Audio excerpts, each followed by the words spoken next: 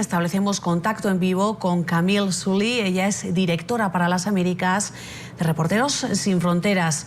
Muy buenas tardes, muy buenas noches para usted. Gracias por estar aquí con nosotros en el informativo y comenzar preguntándole, además del profundo rechazo a este asesinato, ya lo está diciendo el grupo terrorista, hay otros 20 periodistas en sus manos. ¿Temen que esta decapitación vuelva a repetirse? Pues buenas noches por parte de Reporteros Sin Fronteras a toda América Latina.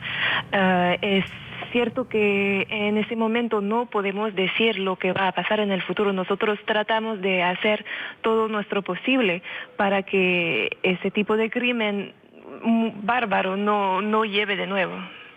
En este sentido, ¿cómo garantizar el acceso de los comunicadores al lugar de la noticia, al lugar de la información tras estos graves hechos que se han registrado? ¿Qué medidas son necesarias por parte de los gobiernos?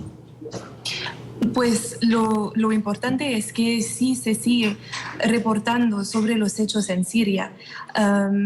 Para los periodistas freelance especialmente tienen que tener acuerdos serios con los medios.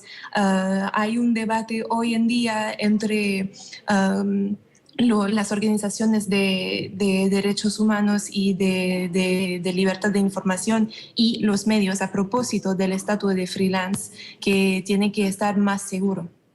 Preguntarle, entonces, precisamente, le estábamos escuchando a este decapitado, a James Foley, culpar precisamente a que el gobierno de Barack Obama pues había actuado en el norte de Irak y culpar precisamente al presidente. El presidente ha dicho que estos asesinatos no pueden quedar impunes. ¿Qué hacer o cómo deben actuar los gobiernos, sobre todo teniendo en cuenta que hay más periodistas secuestrados?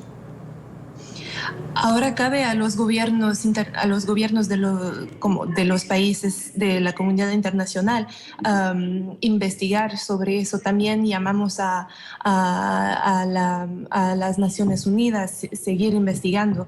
El problema es que, considerando la situación en Siria hoy, no hay gobierno capaz de investigar sobre esos grupos terroristas. Entonces, es muy importante que los gobiernos británicos, estadounidenses, franceses, etcétera, siguen investigando y buscando a los responsables. Es muy preocupante el diagnóstico que ustedes han revelado a través de este informe, que señala que son 70 los reporteros asesinados en territorio sirio. ¿Es un lugar vedado definitivamente a la prensa?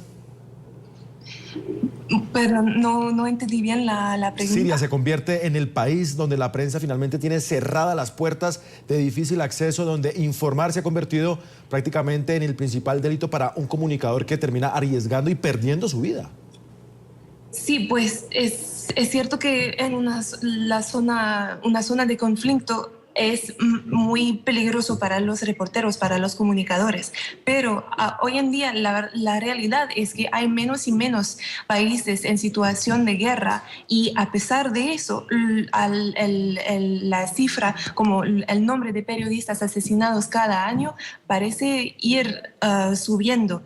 Entonces, la zona de conflicto sí es una zona peligrosa, pero también, por ejemplo, en América Latina, cosas como la corrupción o el narcotráfico también cuesta la vida a periodistas. Mejor dicho, cada vez hay menos periodistas que se atreven a cubrir este tipo de eventos. Sí,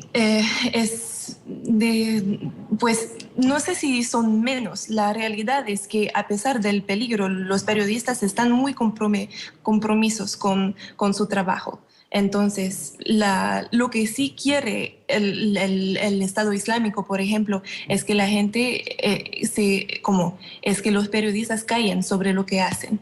Y el sistema de publicar el vídeo en línea es claro terrorismo, y los periodistas tratan de no dejarse intimidar por ese tipo de acción. Muy bien, agradecemos a Camille Sully, directora para las Américas de Reporteros Sin Fronteras. Gracias por acompañarnos en esta emisión del informativo. Muy amable por su tiempo.